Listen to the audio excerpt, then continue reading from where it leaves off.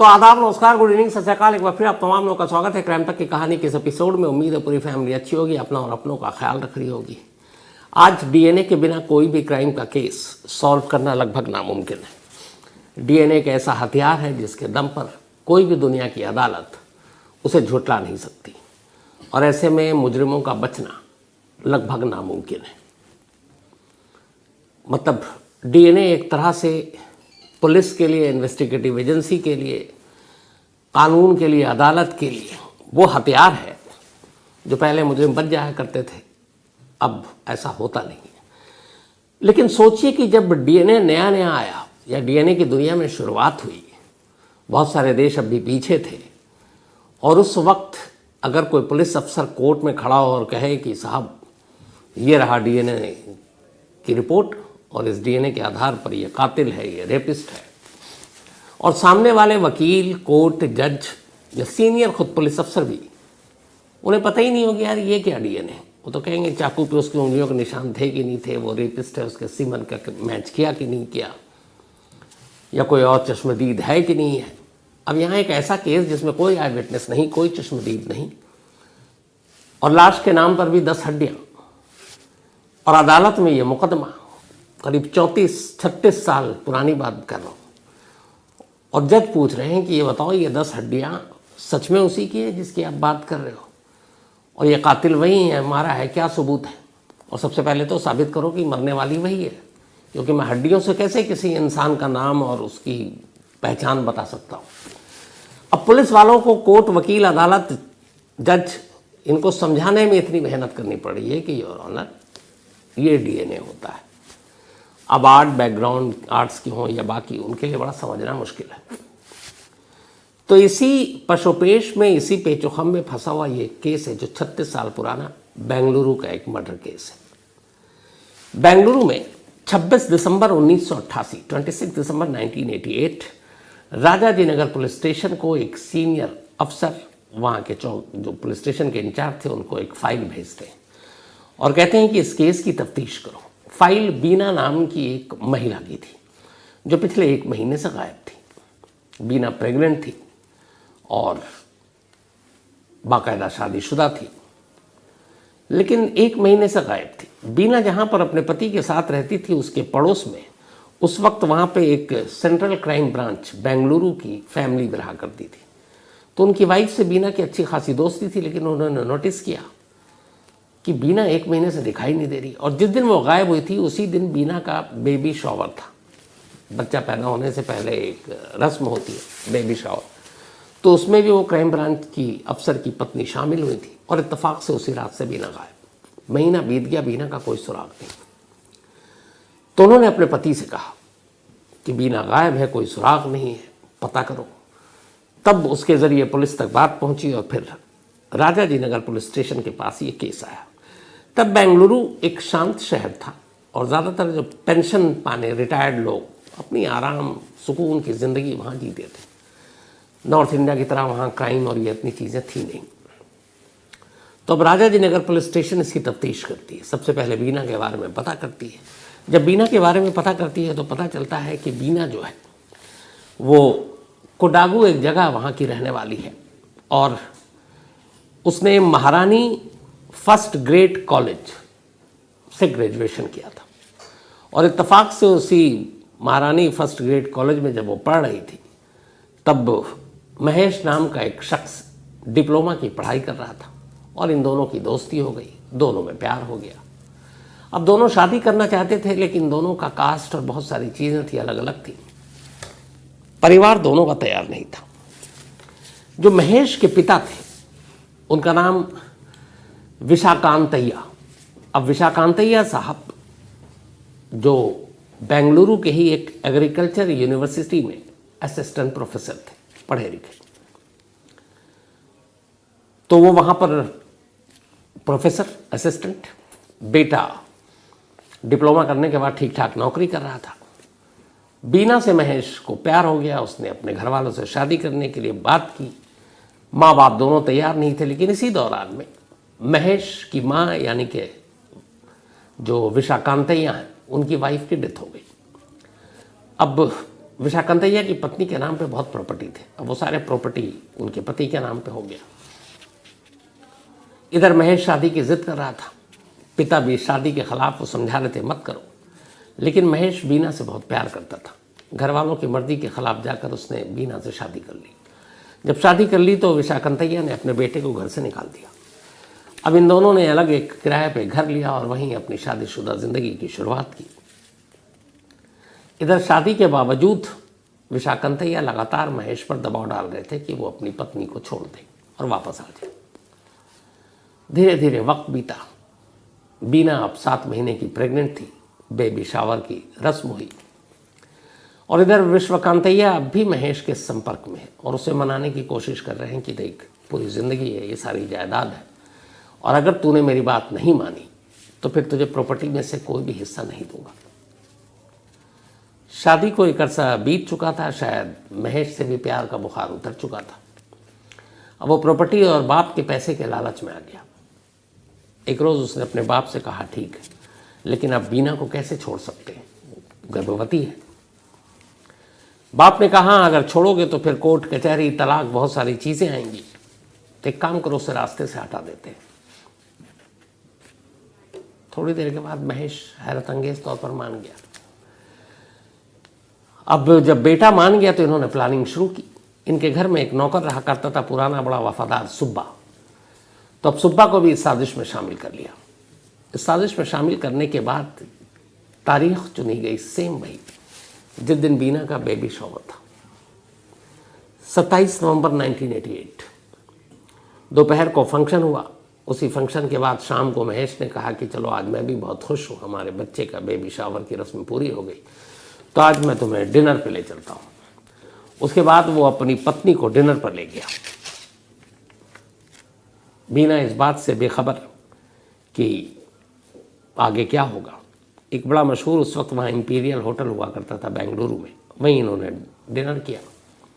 उसके बाद वो कार में बैठे। अब चूंकि वो प्रेग्नेंट थी तो कई दवाएं खाती थी।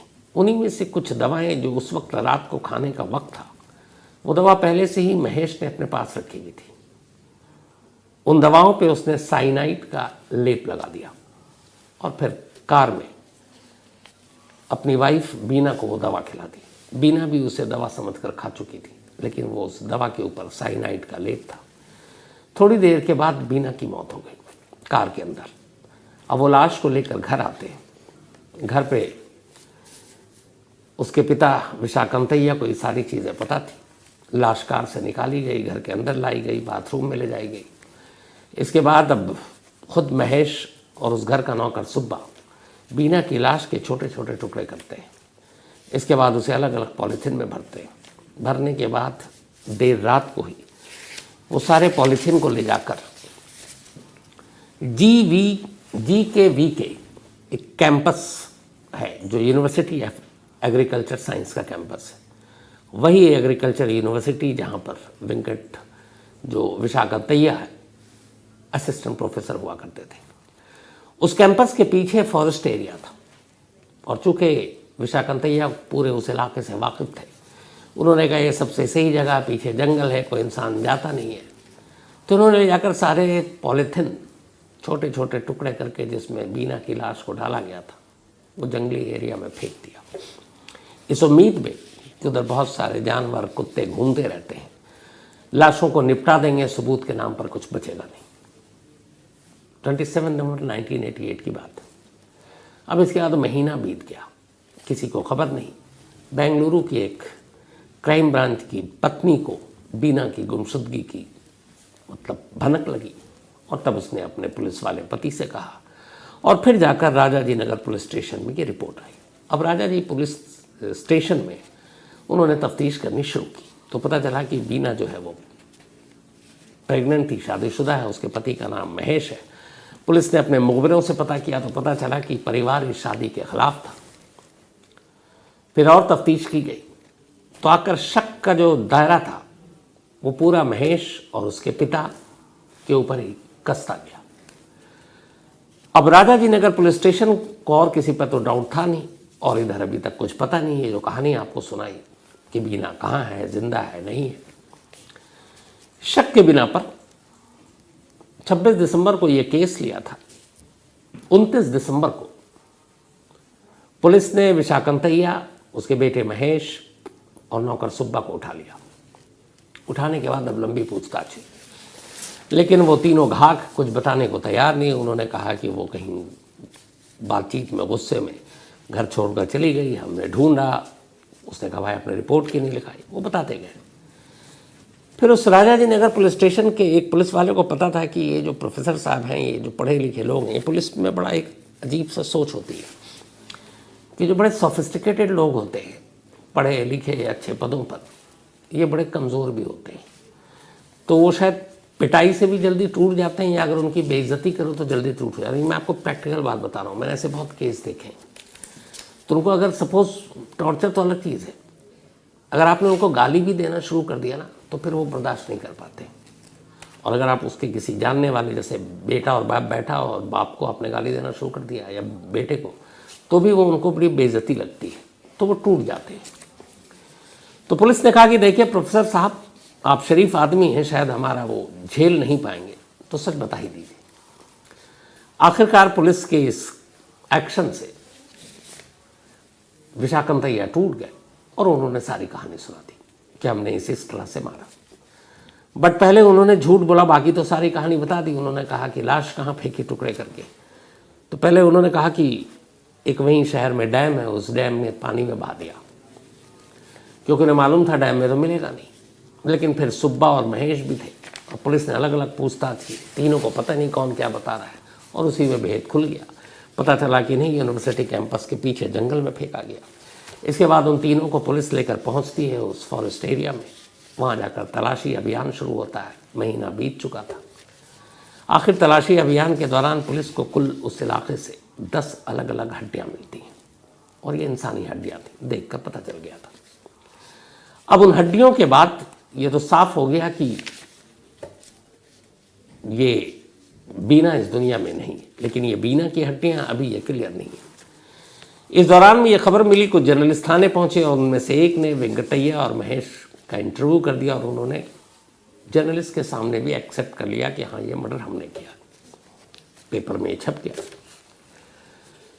अब सब कुछ हो गया, पुलिस को लगा केस तो सुलझ गया।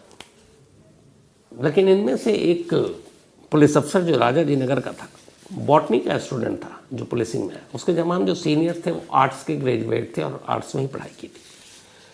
अब उसे लगा कि कोर्ट में अगर ये मामला ले जाते हैं तो हम कैसे साबित करेंगे कि ये 10 हड्डियां बीना की, कोई प्रूफ नहीं है। दूसरा, इस पूरे कत्ल का कोई विटनेस नहीं है। ये 3 हैं जो बता रहे हैं, एक्सेप्ट कर रहे हैं कि हाँ हमने मार दिया, लेकिन ना हथियार है हमारे पास, न पूरी समूची लाश है, न कोई मतलब जो एक मोटिव होता है झगड़े वगड़े का, उसका भी कोई विटनेस नहीं है कि मारता पीटता था, किसी ने देखा हो। तो हर तरफ से शून्य, कहीं से कोई भी सबूत, सुराग, चश्मदीद कोई नहीं है इस केस में। तो ले देकर इन तीनों की गवाही के ऊपर ये केस खड़ा है, और उन्हें पता है कि जब तक पुलिस कस्टडी में है ठीक है, जैसे ही ट्रायल शुरू होगा अदालत के सामने अगर तीनों मुकर गए तो पुलिस की भद्द पिट जाएगी, क्योंकि उसके अलावा तो पुलिस के पास सबूत नहीं, यहाँ तक ये भी पता नहीं है कि वो 10 हड्डियाँ जो है उसी की हैं। बल्कि हो सकता है ये अदालत या वकील कहते भैया वो हड्डियाँ इंसान की ही नहीं। तो अब क्या किया जाए?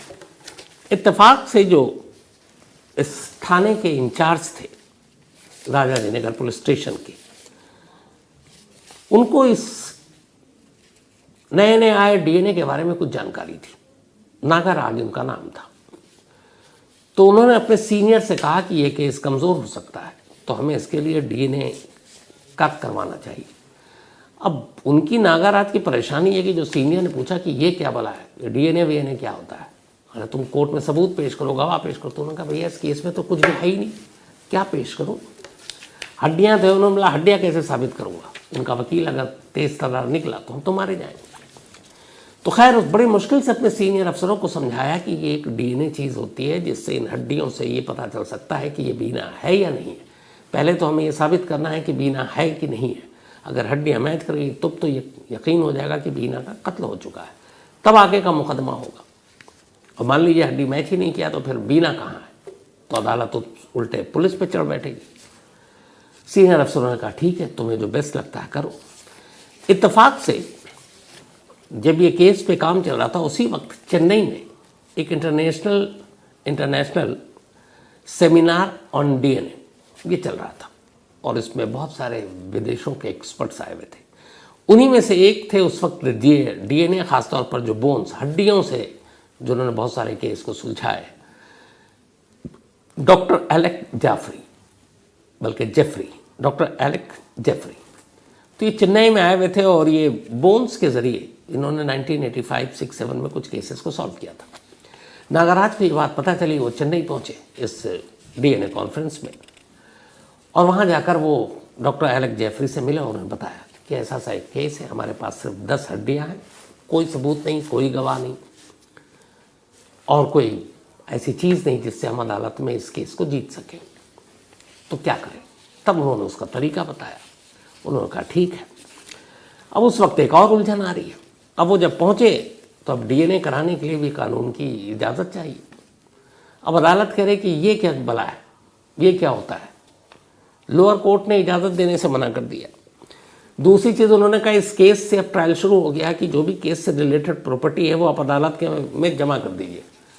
अब प्रॉपर्टी के नाम पे 10 हड्डियाँ थी। पुलिस को मजबूरन वो 10 हड्डियाँ भी लोअर कोर्ट को सौंपनी पड़ी कि भैया ये जब तक ट्रायल चलेगा कोर्ट की अमानत है। अब वो 10 की 10 हड्डियाँ कोर्ट में ट्रायल चल रहा है, बहस वही चल रही है कि मरने वाली बीना है कि नहीं। दूसरी तरफ का वकील अपने तीनों जो मुवक्किल हैं उनको बचाने की कोशिश कर रहा है। नागराज को लग गया कि इस तरीके से काम चलेगा नहीं। फिर नागराज ने अदालत से कहा कि साहब वो हमें 10 हड्डियाँ दे दीजिए, हम इसका डीएनए करा लेंगे तो साहब साफ हो जाएगा कि ये बीना है कि नहीं। आधा ट्रायल हो चुका था। लोअर कोर्ट ने कहा नहीं, हम आपको ये अब केस प्रॉपर्टी नहीं सौंपेंगे। अब जब हड्डियाँ अदालत के कब्जे में हैं तो डीएनए का जांच कैसे होगा। तब बेंगलुरु पुलिस हाईकोर्ट पहुंच गई। हाईकोर्ट पहुंचने के बाद उन्होंने कहा कि एक ऐसी चीज़ है और हमें डीएनए सैंपल कराना। अब हाईकोर्ट में भी जज कि ये क्या है, वो तो कोर्ट में पड़ा हुआ है, आपको अब वापस क्यों चाहिए और ये डीएनए क्या होता है। तब कोर्ट को, जज को, इस पुलिस अफसर को समझाना पड़ा, जो पहले अपने सीनियर अफसरों को समझाते समझाते थक गया था कि डीएनए क्या होता है, क्योंकि उस वक्त ये सब चीज़ें नहीं थी। खैर हाईकोर्ट के जज को बात समझ में आई, उन्होंने ऑर्डर पास किया। तो कर्नाटक हाईकोर्ट से ऑर्डर पास हुआ। इसके बाद आईओ लोअर कोर्ट से 10 हड्डियाँ कलेक्ट करते हैं और फिर उस वक्त उन्हें पता चलता है कि डीएनए की सबसे बेहतरीन जांच तब कलकत्ता के फॉरेंसिक साइंस लेबोरेटरी में, जो कोलकाता हो चुका है, अब वहाँ होती है। और वहाँ पे एक बहुत ही डीएनए के नाम पे जो बहुत एक्सपर्ट बड़े साइंटिस्ट थे, वीएस कश्यप, ये उस वक्त वहाँ पे डिप्टी डायरेक्टर थे सेंट्रल फॉरेंसिक साइंस लैब के, यानी सीएफएसएल के।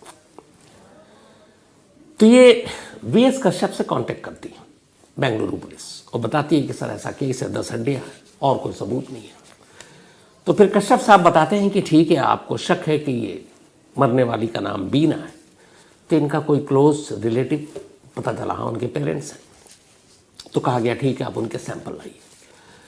अब बीना की मदर के सैंपल लिए जाते हैं और इन हड्डियों के साथ कोलकाता के सीएफएसएल में उन दोनों का मिलान होता है। जब मिलान होता है तो फाइनल रिपोर्ट आती है और ये तय हो जाता है कि ये 10 हड्डियाँ किसी और की नहीं, बीना की थी। अब ये रिपोर्ट तो आ गई, अब कोर्ट में पेश करना है। लोअर कोर्ट में ट्रायल चल रहा है, रिपोर्ट कोर्ट में पेश किया गया। अदालत ने कहा कि एक पेपर पे सिर्फ ये लिखा हुआ है कि ये डीएनए बीएनए मतलब बीना से मैच करे, या कैसे मानूं और कैसे कहूँ कि ये डीएनए रिपोर्ट सही है। अब पुलिस वालों को जितनी समझ थी वो समझा रहा है, जज साहब कन्विंस नहीं है। क्या करें। फिर पुलिस अफसर ने कहा कि ठीक है सर, ये डीएनए का कैसे होता है कि इंसान के डीएनए दूसरे से कैसे मैच कर सकती है, इसके लिए आपको एक्सपर्ट ही समझा सकते हैं। तो फिर फॉरेंसिक लैब के एक्सपर्ट्स कोर्ट में बुलाने की इजाज़त दी गई, जज साहब ने दे दिया। अब कोलकाता जो सेंट्रल फॉरेंसिक लैब, उसके डिप्टी डायरेक्टर साहब पहुंचते हैं, अदालत के सामने खड़े होते हैं, बताते हैं कि ये रिपोर्ट उन्हीं की है। अब जज साहब उनसे पूछते हैं, फिर वो उन्हें बारीकियां बताते हैं कि कैसे डीएनए, फिर उन्हें वर्ल्ड के बड़े बड़े कुछ केसेस के बारे में बताते हैं, साइंटिस्ट के बारे में। फिर ये कहते हैं कि कैसे एक इंसान का डीएनए सिर्फ उसकी फैमिली से मिल सकता है, जिनके साथ ब्लड रिलेशन हो, और ये पूरी फैमिली ट्री बन सकती है। जिस तरीके से उन्होंने समझाया, जज साहब कन्विंस हो गए। और फिर ये पहला केस था उस वक्त बेंगलुरु में, जिसका फैसला सिर्फ डीएनए रिपोर्ट के आधार पर सामने आया। कोर्ट ने उस डीएनए रिपोर्ट को सामने रखते हुए ये मान लिया कि बीना का कत्ल हो चुका है, और ये मान लिया कि इसके कातिल कोई और नहीं बल्कि विशाकंतैया, उनका बेटा महेश और उनका नौकर सुब्बा। इसके बाद अगस्त 1993 में ये केस था 88 का। 5 साल के बाद लोअर कोर्ट ने बेंगलुरु के फैसला सुनाया, और इस मामले में जो नौकर था सुब्बा, चूँकि कत्ल के वक्त वो साथ नहीं था, उसके खिलाफ कोई पुख्ता सबूत भी नहीं था, तो सुब्बा को बरी कर दिया, लेकिन बाप और बेटे को उम्र कैद की सज़ा सुना दी। अब दोनों जेल पहुंच गए। उसके बाद इन्होंने हाई कोर्ट में इस फैसले को चैलेंज किया, लेकिन जेल में रहने के 6 साल के बाद ही 1999 में विशाकंतैया की दिल का दौरा पड़ने से मौत हो गई। बाद में अब अकेला महेश बचा। महेश हाई कोर्ट पहुंचा, और हाई कोर्ट ने अकेले डीएनए के आधार पर, बाकायदा उसका जजमेंट भी बहुत वो था कि अदालत ने डीएनए की रिपोर्ट तो मान ली कि ये बीना है मरने वाली, लेकिन महेश ही बीना का कातिल है, इसको लेकर हाई कोर्ट कन्विंस नहीं थी, कर्नाटक हाई कोर्ट। उसने कहा कि कोई ऐसा चश्मदीद, कोई ऐसा मोटिव, क्योंकि उसने लव मैरिज की थी, पुलिस की थ्योरी प्रॉपर्टी की तरफ थी बाप के, तो कर्नाटक हाई कोर्ट ने कहा कि वो मोटिव और बाकी चीज़ों से कन्विंस नहीं है, और इसीलिए बेनिफिट ऑफ डाउट देते हुए शक के बिना पर महेश को बरी कर दिया। इसके बाद महेश बरी हो गया। तो डीएनए को लेकर बेंगलुरु में उस वक्त का ये एक अनोखा मुकदमा, एक अनोखा केस था, जब पुलिस को अपने ही पहले सीनियर अफसरों को, फिर वकीलों को, अदालत को, जज को इस बात के लिए समझाने में सबसे ज़्यादा वक्त बर्बाद करना पड़ा कि डीएनए होता क्या। आज शायद हर पुलिस वाला डीएनए को बेहतरीन तरीके से जानता है, और यही वो केस है। इसके बाद फिर अदालत ने, कर्नाटक हाई कोर्ट ने कहा था कि हर पुलिस इलाके में अलग अलग लोग, पुलिस को भी फॉरेंसिक्स जो की टीम होती है, एक्सपर्ट होते हैं, वो पुलिस वालों को ट्रेनिंग दें, फॉरेंसिक साइंस की, डीएनए की, बाकी चीज़ों की। तो उसके बाद ये हुआ था कि तमाम पुलिस वालों को इन चीज़ों की ट्रेनिंग दी जानी चाहिए, जो आज भी जारी है। तो ये थी